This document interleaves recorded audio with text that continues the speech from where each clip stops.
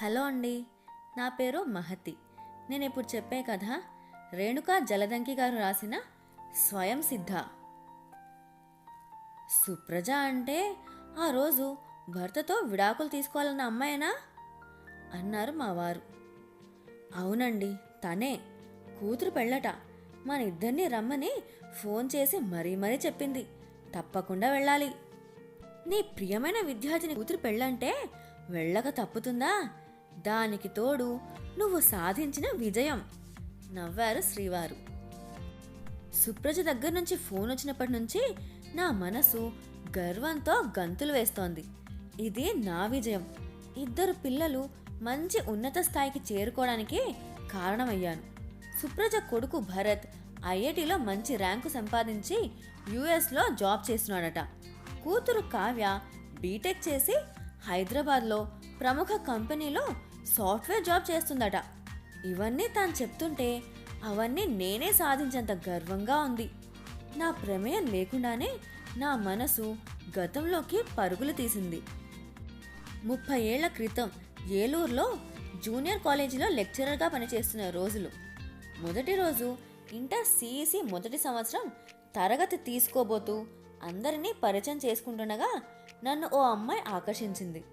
ఆ అమ్మాయి అందంగానే ఉన్నప్పటికీ నన్ను ఆకర్షించింది ఆ అమ్మాయి అందం కాదు, 10వ తరగతిలో తనకు వచ్చిన మార్కులు. అంత మంచి మార్కులు వచ్చిన అమ్మాయి సిఈసి ఎందుకు తీసుకున్నట్లు అదే అడిగాను. తనకు బొద్దింకలన్నా కప్పలన్నా భయమట. సైన్స్ తీసుకోవాలంటే ప్రాక్టికల్స్ ఉంటాయని తీసుకోలేదంది. ఖాళీ పీరియడ్ ఉన్నప్పుడు మాట్లాడాలని స్టాఫ్ రూమ్కి రమ్మని చెప్పాను. అలాగే మేడం అంది వినయంగా. తనే సుప్రజ. చెప్పినట్లుగానే స్టాఫ్ రూమ్కి వచ్చిన సుప్రజకు బైపీసీ తీసుకోమని, ప్రాక్టీస్ మీద ప్రాక్టికల్ సులభమవుతాయని, ఒకవేళ మరీ భయం అయితే చేయవలసిన అవసరం లేకుండా ప్రిన్సిపాల్తో మాట్లాడతానని చాలా నచ్చజెప్పాను. ఎంత నచ్చజెప్పినా ఆ పిల్ల వినకపోవడంతో కాస్త కోపం వచ్చినా ఆ పిల్ల మూర్ఖత్వానికి జాలి కూడా కలిగింది.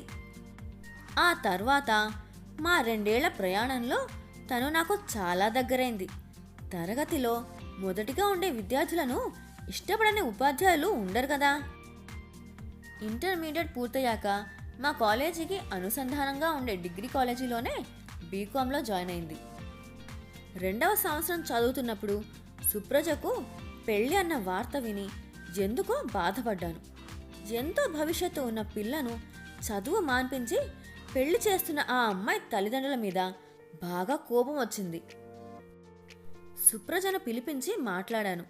అమ్మాయిలకు తమ కాళ్ళ మీద తాము నిలబడే స్థిరత్వం, చదువు ఇస్తుందని, వీలైతే పెళ్లి ఆపమని, ఒకవేళ సాధ్యం కాకపోతే పెళ్ళైనా చదువు మానవద్దని చెప్పి ఆశీర్వదించి పంపించాను.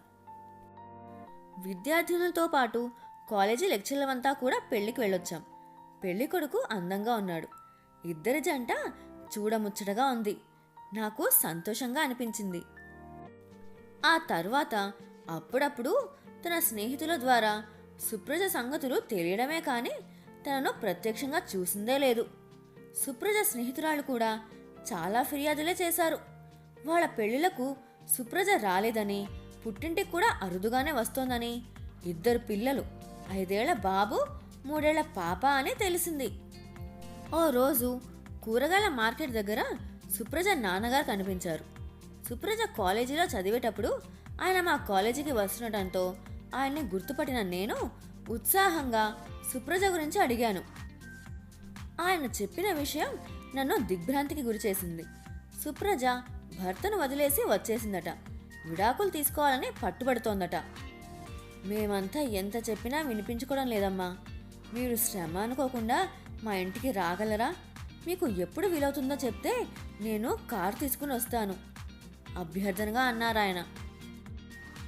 ఆలస్యం మంచిది కాదని వెంటనే సుప్రజ ఇంటికి వెళ్ళి సుప్రజను చూసిన నేను నివ్వెరపోయాను. ఒకప్పుడు గలగలా పారే గోదారిలా ఆత్మవిశ్వాసం నింపుకున్న ముఖంతో చెరగని చిరునవ్వుతో కనిపించిన సుప్రజలో అవేవి మచ్చుకైనా కానరాలేదు. పిల్లలు మాత్రం ముద్దుగా బొమ్మల్లా ఉన్నారు. కాసేపు కుశల ప్రశ్నలు అయ్యాక అసలు విషయంలోకి దిగాను. ఏం చెప్పమంటారు మేడం, పెళ్ళనగానే భర్త నన్ను ప్రేమగా గుండెల్లో పెట్టుకుని చూసుకుంటాడని, ఒకరికి ఒకరంగా ఉండాలని కలలు కన్నాను. కానీ కనీసం ప్రేమగా ఓ మాట, నా పట్ల రవ్వంత అభిమానం కూడా చూపించకపోవడం మొదట్లో నాకు చాలా బాధ అనిపించింది. క్రమేణా నాకు అర్థమైంది, ఆయనకు స్త్రీలంటే చులకన భావం. కనీసం ప్రేమగా మాట్లాడాలన్నా కూడా నేను ఎక్కడ అది అలుసుగా తీసుకుంటానో అని ఈగో. ఒక్క క్షణం నా మనసు కలుక్కుమనిపించినా సర్దుకున్నాను. ఇలాంటివన్నీ గమనించినట్లే ఉండిపోవాలి సుప్రజ, అప్పుడు అతని ఈగో దెబ్బతినదు. అలా కూడా చేశాను మేడం.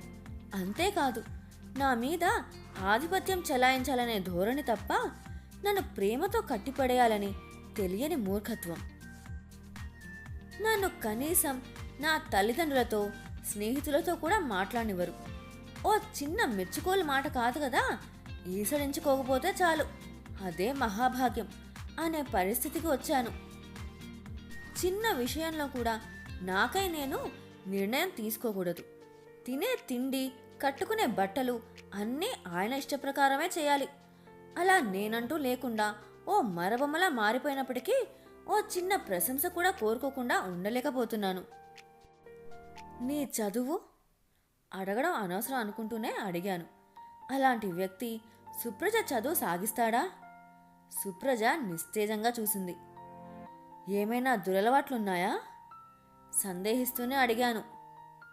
మందు తాగడం అలవాటుంది మేడం, కానీ ఇప్పటి వరకు చెప్పిన దురలవాట్ల ముందు మద్యం తాగడం అనేది నా దృష్టిలో చాలా చిన్న లోపం. పిల్లల విషయంలో ఆర్థికపరమైన బాధ్యత తీసుకుంటారు, అంతే. నా వల్ల కావడం లేదు మేడం. అనుక్షణం నేను తన ముందు ఓ గడ్డిపోచలా తీసివేయబడుతూ జీవించడం నా వల్ల కావడం లేదు. అందుకే విడాకులు తీసుకోవాలనే నిర్ణయానికి వచ్చాను. నేను ఓ 10 నిమిషాలు మాట్లాడలేకపోయాను. మరి పిల్లలు? మెల్లగా పెదవులు కదిపాను. పిల్లల్ని నేనే పెంచుకుంటాను మేడం. మరి పిల్లలకు తండ్రి ప్రేమ ఎలా దొరుకుతుంది? నువ్వు ఇంత చిన్న వయసు నుండి ఒంటరిగా ఉండటం సాధ్యమా? ఎందుకు ఉండలేను మేడం? ఒకవేళ సాధ్యం కాకపోతే వేరే పెళ్లి చేసుకుంటాను. నీకు ఈసారి లభించే భర్త ఎలాంటి అవలక్షణాలు లేకుండా ఉండగలడని హామీ ఇవ్వగలవా? ఒకవేళ నీకు మంచి భర్త లభించినా నీ బిడ్డలకు తండ్రి మాత్రం కాలేడు. సరే వదిలే. ఒకవేళ నీ భర్త నీకు పిల్లలను ఇచ్చేందుకు ఒప్పుకోకపోతే? పిల్లల కోసం వీలైనంత వరకు కోర్టులో పోరాడతాను. ఒప్పుకోకపోతే పిల్లలను ఇచ్చేస్తాను మేడం. నా చదువును కొనసాగిస్తాను. నా బతుకు నేను బతుకుతాను. అలా ఇచ్చేస్తే వారికి తల్లి ప్రేమ ఎలా దొరుకుతుంది? నీ భర్త వేరే పెళ్లి చేసుకున్నా ఆ వచ్చే ఆవిడ అతనికి భార్య కాగలేదు, కానీ నీ బిడ్డలకు మనస్ఫూర్తిగా తల్లి కాలేదు కదా. ఈసారి సుప్రజ మౌనంగా ఉండిపోయింది. మాతృత్వం ఓ పదవి సుప్రజ. ఏ పదవిలో అయినా హక్కులు కూడా ఉంటాయి, కానీ ఈ పదవిలో అన్నీ బాధ్యతలే.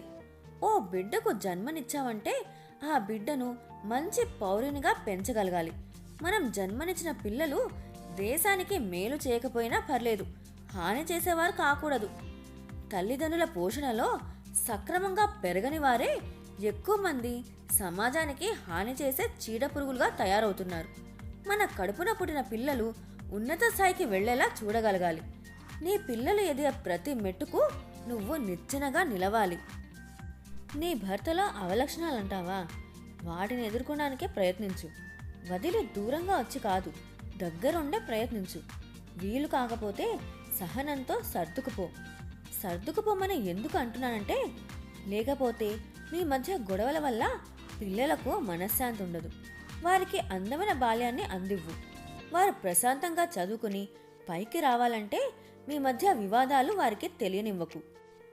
మాతృత్వం అనే పదవి నీకు అందించిన బాధ్యతలను సక్రమంగా నిర్వహించు.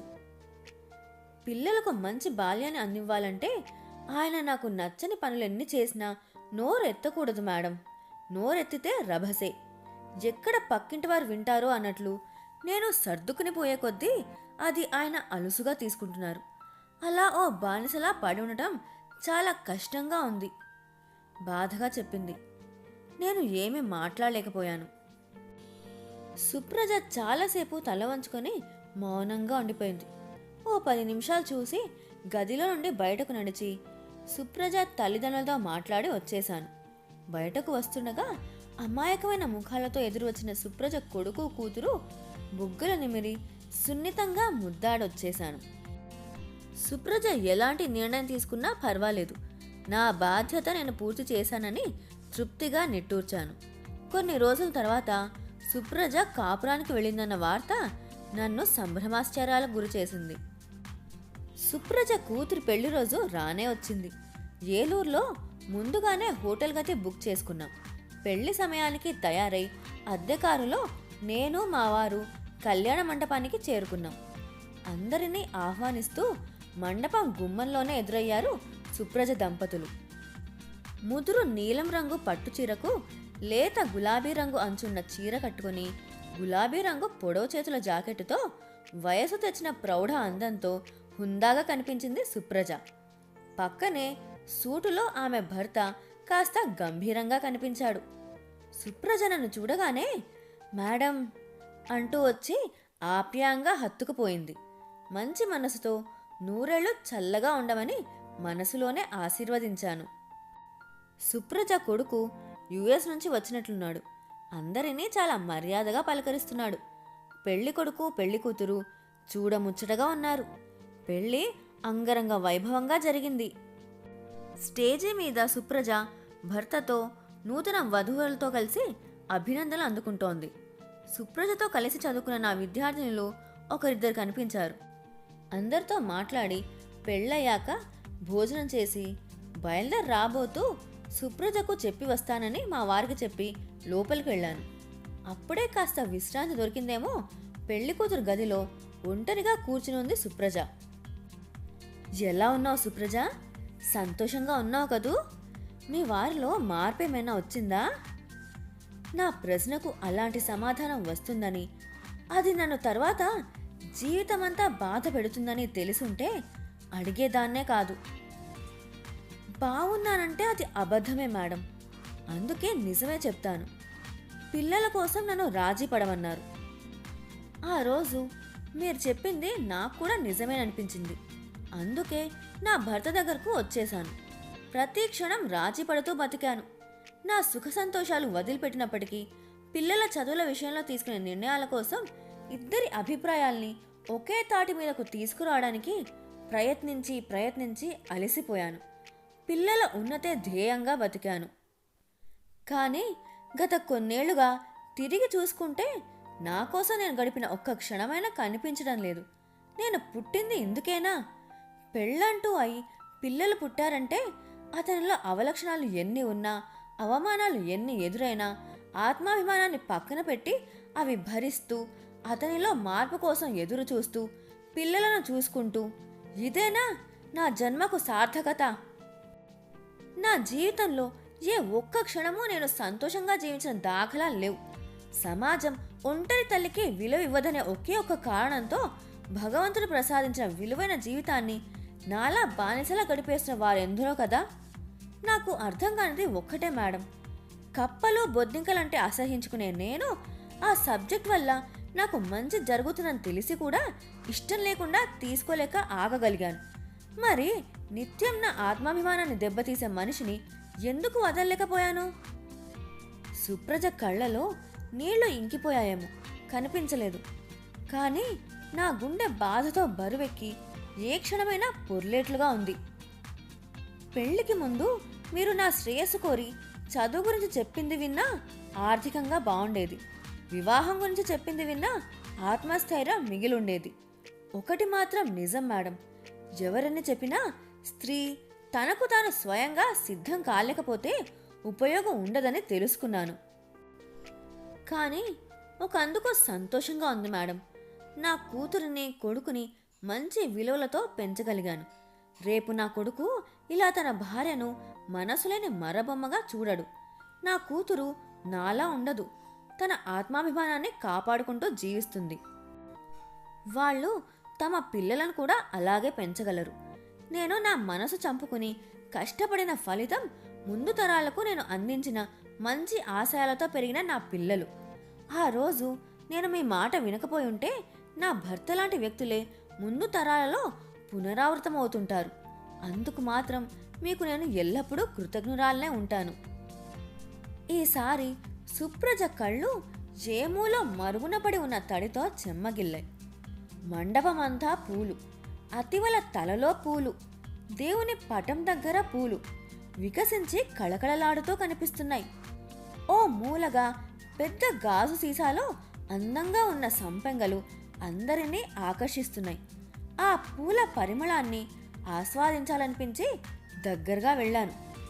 విచిత్రం, వాటి నుంచి ఎలాంటి సువాసన రావడం లేదు.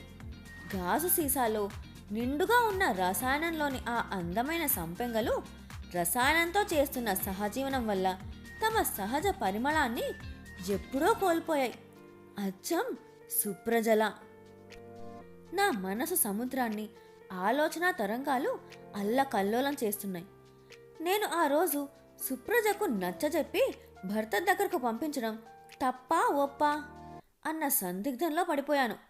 నిజమే, సుప్రజకు తనకంటూ జీవితము, సంతోషము, స్వేచ్ఛ అవసరం లేదా?